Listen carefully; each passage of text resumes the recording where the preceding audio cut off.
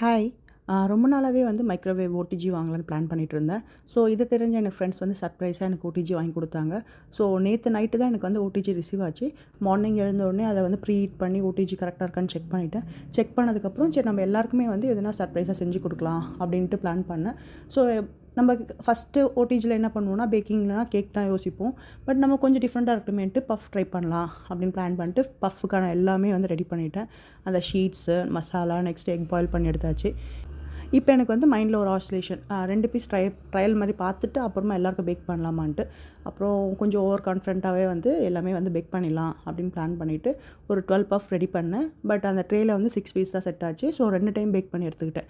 First time back ஆகும்போது நம்ம exam ரிசல்ட்ஸ்க்கு wait பண்ணுற மாதிரி ரொம்பவே மைண்ட் வந்து டென்ஸ்டாகவே இருந்தது. நல்லாவே பேக் ஆகி வந்திருந்தது.